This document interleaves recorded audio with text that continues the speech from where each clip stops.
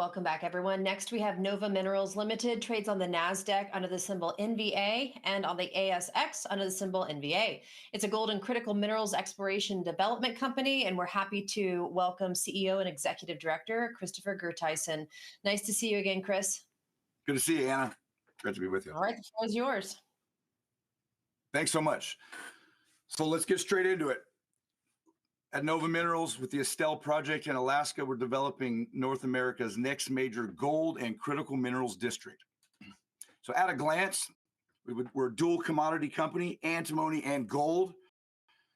And the big highlights there on the antimony side is we've just recently been the recipient of a $43.4 million Department of War grant to establish a fully integrated antimony supply chain based here in Alaska, bring that production back to the U.S. That's what we're at the center of. On the gold side, to date, we've already defined almost 10 million ounces there. These presidential executive orders that we've seen out of the current administration, I mean, on day one, the executive order was unleashing Alaska's extraordinary mineral potential. This is what it looks like. These are the type of projects we're talking about. Being in Alaska, so mining friendly. Another bonus for the project is we're all on state land, so no federal land, no native corporation land, much more streamlined permitting process. The project, over 200 square mile claim block here, where we have over 20 prospects at various stages of advancement. For the gold, we've really been focused on Corbel and RPM. That's where we have that almost 10 million ounces defined of gold. And then for antimony, our main prospects of focus are the Stibium and the Styx prospects. So as I said, gold and antimony, we're a dual commodity company, both at record high prices, and they continue to move up rapidly. So we're really in the right place at the right time with the right commodities. On the antimony sides, so we're focused on Stibium and Styx. Let's take a closer look at the Stibium prospect, which is our first cab off the rank to extract antimony or utilizing this $43 million grant we just received from the Department of War. What we have there is we see massive stibnite veining all over the surface. That, of course, is the primary ore mineral for antimony. And you can see this photo here where we have those massive stibnite veins running through this prospect area. And on the screen, we have an 800 by 400 meter area where we see these massive stibnite veins. You can see some of the grades there in terms of antimony, up to 60%, and antimony 50s, 30s.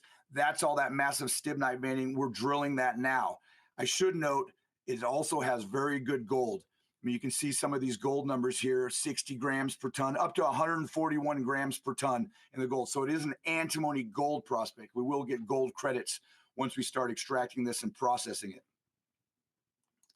The other prospect we're focused on for the antimony is the Styx prospect. And you can see this photo here. We see more of this massive stibnite veining. And what the guys are doing there is we're just picking the stuff off the surface, taking it by hand. We've already formed a stockpile that we can use for processing once we establish our processing plant next year. And you can see the photo there. That's myself and Senator Murkowski there in front of our stockpile of Styx and Stibium ore that we're just grabbing off the surface. And there's some beautiful stibnite mineral there. What we're seeing there in terms of the processing is we've done quite a bit of work with ore sorting. So we can take material right out of the ground. We can ore sort, which is a mechanical process, and we're seeing a very substantial upgrade as a first stage of concentrating this material. So we're already getting it off the surface at 10 to 30%, and we can upgrade that further to 50, 60% just using the ore sorter as a first stage concentration step.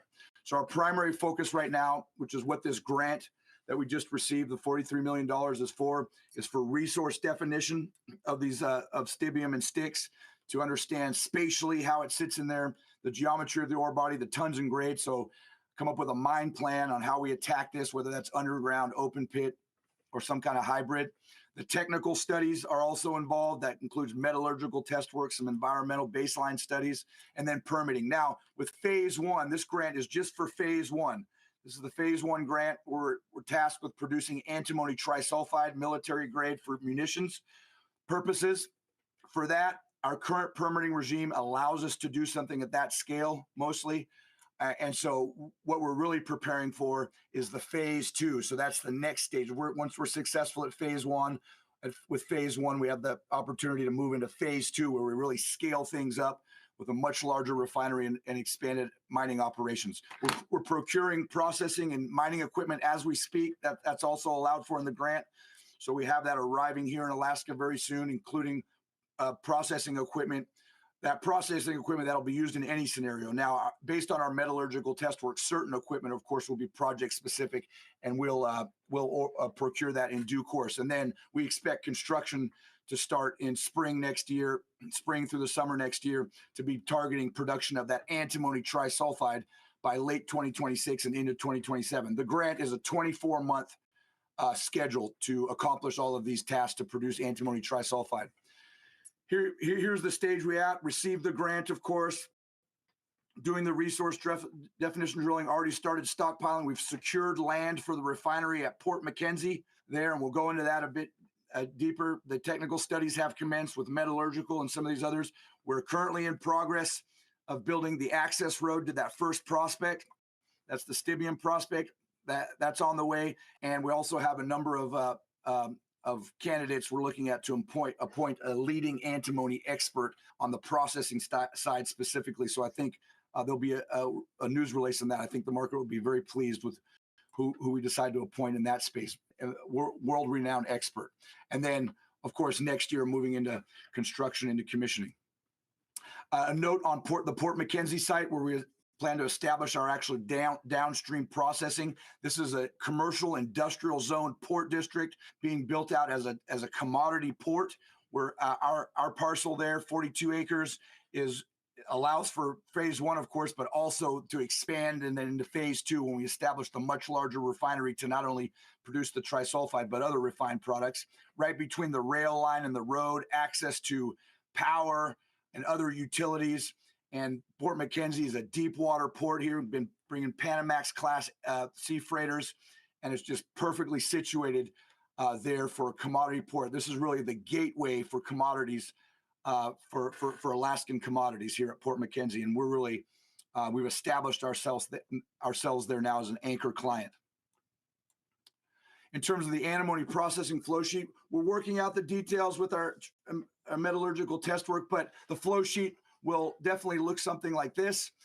We will, of course, crush, screen, and then we'll ore sort. And so the ore sorting test work that we've done quite extensively shows that in the ore sorters, it's already separating at an early stage in the accepted portion into a high-grade antimony, which we intend to further process. And then the reject out of the ore sorters is where the gold is located. So we're already able to separate gold and antimony in the early stage ore sorting. And of course, that process, the material is still quite coarse, a mechanical process where it's 3 to 6 inch material.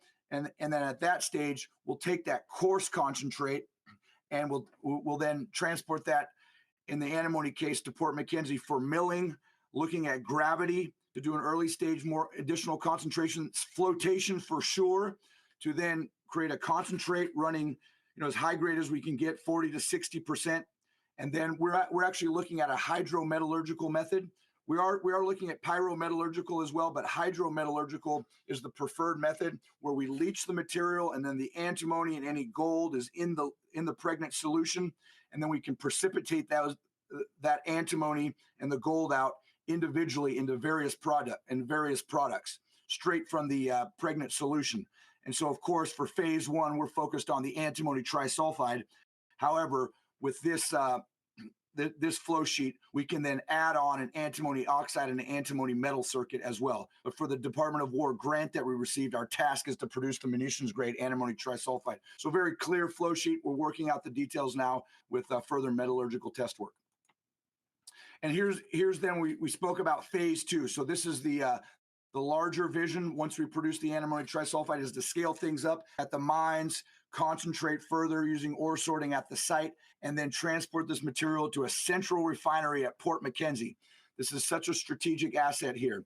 The Department of War loves this. They see a much greater role of Alaska in establishing an antimony refining hub for the United States here in Alaska. Of course, our project that is at the center of that, but having that antimony refinery there, there's so much more potential with projects around Alaska to come online, an incentive to produce a feedstock to feed into this central refinery to not only supply the Department of War, but also the entire U.S. industrial base, or a large part of it, with not just trisulfide, but antimony oxide, antimony metal. Potentially even there's discussions of antimony compounds for semiconductors, because antimony is so crucial in all of these high-tech, green tech, clean tech applications, batteries, solar panels, semiconductors, it goes on and on. And so, and also potentially then not U.S. is of course the priority, but to be able to export this material to our allies if the need arises. Multimodal location with port, rail, road, everything there at Port Mackenzie. So that's what we are tasked with doing, and that's what we're at the center of, and we're executing right now with phase one. On the gold side, let's not dilute that story. Nova Minerals is, of course, a significant gold company, and to date, we've defined almost 10 million ounces across 2 deposits, bulk tonnage system at Corbell and down at RPM, which has really become the jewel in the crown, very high grade there at surface. Now, we a couple of years ago, we did a scoping level study looking at a $2,000 gold price. So the in-pit economic resources at that stage were 5.2 million ounces out of that almost 10 million ounces. And so we've come a long way since then. We're working on our next economic study now to try to deliver that to market next year. And we expect these numbers to significantly improve. Let's focus in on RPM. So to date, our drilling has defined 3 main zones here at RPM, the north, south, and valley zones. Zooming in, here's some of the typical intercepts. And you can see the RPM starter pit. So any mining scenario that we engage, that we do will start at RPM. That's where the high grade is, right on the surface. And so what we're seeing there, some typical intercepts. Let's take one, this one here, RPM 005, 400 meters at 3.5 grams per ton, including 132 meters at 10 grams per ton. Now I could go on and on here. That's very, very representative, specific, particularly of the RPM North Zone. We also have the RPM Valley Zone here, and that remains inferred, and we continue to drill that out. We engaged in quite a large drilling program this summer. So news flow to follow with those results, where we're drilling, starting to prove up in this Valley Zone here as well. So currently this deposit is about 1.1 million ounces, including all the zones. We see this easily as a 2-3 million ounce deposit. We just got to get in there and prove that with our drilling, of course, and we've done some of that this summer. So we'll come out with a resource update to get further to that goal. What we're targeting there at RPM North in that starter pit is 500,000 ounces at 2 grams per ton, with an internal core zone of about 250, 300,000 ounces at 5 grams per ton. So that type of material will give us a very, very quick payback, of course, being right on the surface.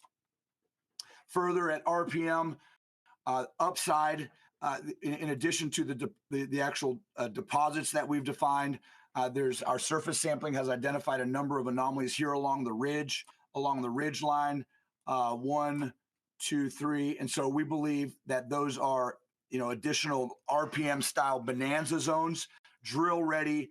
And that's our next objective starting next year, to get in there and start drilling those to find more RPM North. Also, you can see out in the valley here, this grid sampling, that is eroded material filling in the valley. So it's valley fill material, and it's being eroded right off of RPM North high-grade bonanza zone, straight down the valley, about 1.7 kilometers, all crushed up, ready to dig. That red anomaly you see there is 1 gram per ton material, and in internal of that, we're seeing some 2 gram per ton material. It's about 50 meters thick. So we're starting to drill that, and big upside potential there, even if it's just for heap leach. We're getting really good heap leach results there at RPM as well. We're getting almost 80% recovery within 30 days. So free dig, straight heap leach, or even better once we ore sort it. Good ore sorting results there as well. So that's RPM. As we move into a production scenario, we would start there and then expand ourselves into a much larger project, including scaling things up at RPM, but then moving into some of these other targets, particularly at Corbell. So where we have the other resource defined here at the Corbell deposit. And so to date, we've defined what we defined there is at the Corbell main deposit is almost 6.5 million ounces, 800 million tons in this Corbell Valley at an average grade of 0.3 grams per ton. Now there is a higher grade feeder core through there that we have, and you can see that from some of these intercepts. 101 meters at 1.3, 113 meters at a gram. Very representative of that high grade feeder core. We include those lower grade resources because what you have there are these sheeted veins, and it's just out in the lower grade portions of the deposit, the vein density is less. But when you use ore sorting, we've done quite a bit of test work, you can separate out those high grade veins, and we're seeing a 10-time upgrade. Those high grade veins, when they selectively sample them, they're running ounces per ton.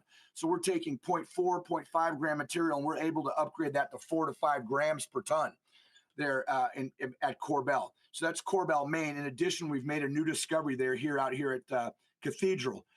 And similar, you can see some of these rock chip samples, 114 grams per ton, 98 grams per ton. That's the kind of material we're separating out with the ore sorters. So at Cathedral, early days, but at a minimum, we see another Corbell, Maine taking shape there. So potentially another 3, 4, 5 million ounces there. So early days, requires drilling to prove that. And our flow sheet here for the gold, again, conventional off-the-shelf technology, nothing too fancy going on here. What we're doing is we're crushing. We're taking the lowest grade portions of the deposit and sending that straight off to a heap leach pad, and then we'll classify a medium grade material, and we'll send that through the ore sorters. And so with the ore sorters, we'll focus on maximizing the grade, and then that goes off to the mill. And then the lowest grade portions of the deposit still has some gold in it. Of that material. And so the reject material with some gold in it goes off to the heap leach pad.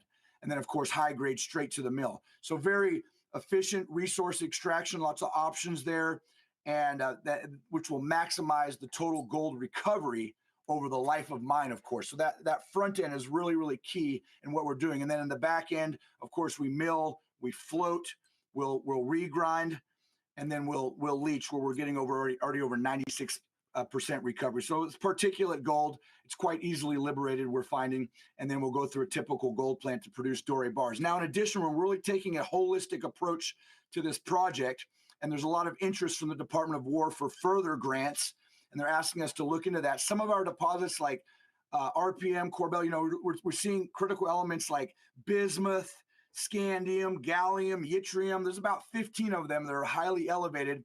And some of these, we've already done the work, spent the money, spent the power to crush these down. And we have a waste stream, which typically just goes off to a tailings facility. What we're talking about and looking into is setting up critical minerals extraction plants from our waste streams. And there's additional grants we're going for to achieve that and bring that production back to the United States as well. This is what the Chinese do, right? So this is how they've captured the market. And and in the past, we've just focused on the primary commodities here. And we need to bring this critical minerals extraction and really get the best value out of our ores, not only for the bottom line of the company, but also for national security. And being a partner with the Department of War now, we're going to make this a reality. In addition to that, there's lots of upside across the property. Like I said, 20 other known prospects. And some to point out here is in the Stony area. Many of these are multi-element, not just gold. We're seeing gold, thousands of grams per ton, silver, percents of copper, antimony, more antimony, and these other critical elements here in many of these prospects. There's at Stony, the Train area has numerous prospects like this. Muddy Creek, very high-grade gold deposit. That one there has, even in soil samples over a 1 kilometer strike length, we're getting every sample almost 2 grams per ton. So ore grades in soils, shoe shine up to 1,290 grams per ton. Just shows you the extreme high grade potential here. Antimony, multi-element, trumpet, high grade gold and antimony, and Train, high grade gold and antimony, and other critical elements, of course. So lots of upside to be out here for decades and decades, multiple mining centers producing multiple commodities there at the end of the day at the Estelle Gold and Critical Minerals Project. Our team, quite a deep bench here across all levels of the organization, with our board, myself, and our managers and our technical teams on the ground, all the key elements that you required to push our agenda forward, including mining engineering, technical, metallurgical, construction. Of course, we have that, and then our capital markets team and our government relations. And I think we've proven that, particularly with being the recipient a successful recipient of this Department of War grant for $43 million here now. A quick corporate overview, 410 million shares on issue, few options and performance rights floating around, some of those set to expire. Current share price 85 cents on the ASX, $31 on the Nasdaq with a market cap of 225. We have good cash position, $11 million, and of course the $43 million from the Department of War award. No debt. So I mean, I think the market, this has been well received. You can see our chart here on the side. Bit of an upswing there last week and kind of easing back industry wide, but certainly we're on the right trajectory here as we move forward. Upcoming catalysts, of course, refinery, antimony project updates, executing on that Department of War grant funding with the refinery and the project. We have results coming out from our 2025 drilling program. We've been drilling the gold all summer. We've already that project's been that drilling's been wrapped up, and we had exploration sampling. So additional discoveries, drill results for RPM. Watch the news flow on that. All coming into a mineral resource update that we will release for our gold, and then metallurgical and technical studies happening both on the gold and the antimony side. We're starting some permitting, particularly on the antimony side. Anything that's required there that we need to inform our Department of Natural Resources to inform them what we're doing to extract some antimony, but also some early stage things for the gold, all culminating in a feasibility study for the gold here. We're trying to deliver to market next year. And then regional infrastructure development updates. A lot of things have gained momentum off the back of our Department of War grant, and that includes the Western Sitna Access Road, more development at Port Mackenzie, a rail spur, many things happening in the region on the back of this grant to really set up our area as a commodity and critical minerals hub for the United States. Then some value drivers. Being in Alaska, of course, favorable jurisdiction, and being on state land, no federal land and no corporation land means much more streamlined permitting. We're up and coming world-class gold and antimony producer. So it's really, we have really favorable macros. I hope I've outlined some of those today myself. I've been doing this business for 30 years. I'm from Alaska, so I'm back home. Live here, work here, pushing the project day and night. We are sitting on one of the, never forget that we are sitting on one of the world's largest undeveloped gold deposits and gold districts. That's why a lot of people have called us the Carlin Trend of the North. And truly, that's what's developing here on the gold side, as well as now, adding in the antimony. Lots of upside. We're looking for right now open pit, low strip, bulk mineable, high grade deposits right on the surface. There is underground potential, but at this stage, it's mostly outcropping. It doesn't require complicated, deep searching, expensive exploration techniques just yet. We're going after the low-hanging fruit, old school geologists, boots on the ground. That's how we make our discoveries. So we're taking advantage of that. And we have significant resource upside. Not only on the gold side, those deposits, Corbell and RPM, remain wide open. And so we continue to drill those, but now also with additional discoveries in the Train area I showed you, as well as now on the antimony side, which are actually antimony gold deposits, right? So we'll have additional gold resources coming there. The grant, definitely, pushing forward with the grant has been received, giving us a lot of momentum. We're feverishly working away to produce that antimony trisulfide, and we're really been a first mover, and I think the Department of War appreciates that. They really needed a company to take the bull by the horns and get this done, and they liked our project. So we're really a first mover to get this antimony supply chain established in the U.S., and that's what we're set to do, well on track to do. So I'll leave it at that. Look, all of that content and much, much more on our website. I encourage listeners to go there and dig a bit deeper. Okay, now I'll open it up for questions. Chris, okay. So Roxanne asks, what major barriers have you identified to meeting phase one, and what are the plans to address them?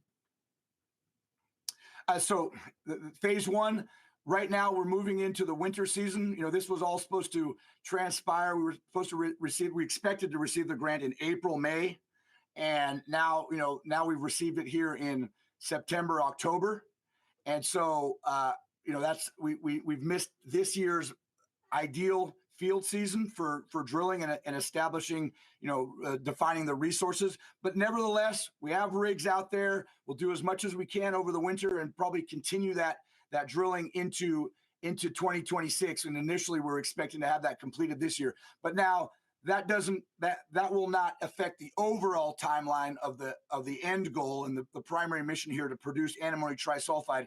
It'll just delay the resource phase of it. We're already starting to procure, as I said, equipment, mining and processing equipment. So we will start construction on that next year, nevertheless, and then that resource model and mine plan will come in later. We're already extracting resources straight from the ground.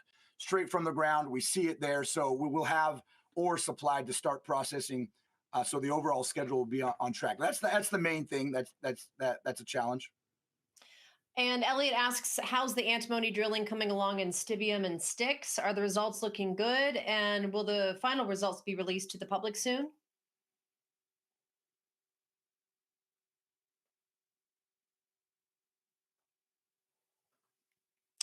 Uh-oh, technical difficulties. Right. Well, so we've just started the drilling there. We just got the grant. So that's what the funding is. Too early to tell in terms of the drilling. Got it. All right. Steve asks, embedded in the recent grant from the U.S., was there any money to work on phase 2? No. So this grant is for drilling the resources, establishing a resource and a mine plan, and extracting, so which we are already able to do, extract just the stibnite that we already see the massive veins on the surface, mining equipment and processing equipment, and of course the construction to set all that up for phase 1 antimony trisulfide production. And now we are in discussions with the Department of War. In fact, initially that's what it was all about, the larger refinery. But when China cut us off last year, there was extra urgency to get the munition grade antimony trisulfide. So we peeled off this phase 1 grant to produce the trisulfide, and then success at that will then lead us into phase 2. So those discussions continue, but at this stage, the grant is just for phase 1. But of course, a lot of that work and the studies that we do will, of course, be applicable for phase information applicable to phase 2. And can you discuss any specifics on how you're beefing up your internal and external team to lead you into this new enhanced growth position? Yes, absolutely. So, we have currently, we employ as contractors about 50 people that have been with us since the beginning for the last 5-6 years. So internal to that team, I mean, these are geologists, mining engineers, and of course, all of the other trades that's required of that. So, and our work is quite seasonal, of course. So a lot of these people work, during the high season, and then we bring down that workforce over the winter. Now, of course, with this antimony grant, we'll be keeping a lot of those people on year round. And then the key for the antimony, of course, is on the processing side, right? On the processing side. And we are, like I said, we have a pool of candidates here, about 2 or 3 people, and we're looking to appoint one of those. And I think people will be quite happy with the resume of the candidate that we are considering, that has deep experience, operational as well as technical experience in antimony production. And John asks, are you going to start discussions with a larger gold mining company to see if you can arrange a JV or a similar agreement rather than try and cling on to 100%? That's a great question. We having with a project like this, district scale play, not many left in the world. We are of course on the radar. They're knocking at our door, the major mid-tier gold producers who of course have depleting reserves from their production, and they need to fill that gap. And so having a project like this where you can be producing, 500,000 ounces a year or several 100,000 ounces a year is definitely of main interest. Some of them getting into our data room. So there are discussions there, to be clear. No deals on the table, but those discussions and approaches are ongoing. And of course, we would consider that at the right price. It's not our goal. It's not our strategy. We're not here to flip the project. We're project builders. And so that's our objective. But we are certainly open to approaches. I mean, at this valuation for the company, and any deal that's based on the actual market cap of the company at this stage, we wouldn't be interested. But in terms of the if they appreciate the actual value of the gold in the ground, then we would be interested to discuss, and we are.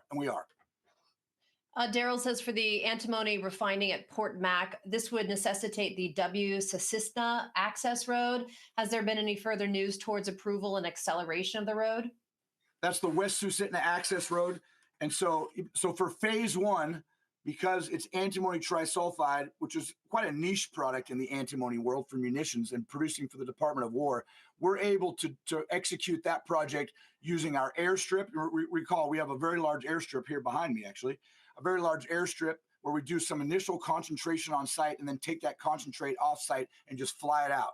With our airstrip, we're looking to expand it now to bring in a Herc C-130. So that does about 8,000 pounds of material. And also we have, of course, our winter road right now. And so with the winter road, we can campaign that stuff out. And so we're doing that this winter as well. Now, over the phase two, we will require the West Susitna access road. So what's the status of that? That half of that road is already in the Department of Transportation infrastructure plan and budget. They've already started breaking ground on it this year. And that's the most challenging part of the road, to build the bridge across the Susitna River.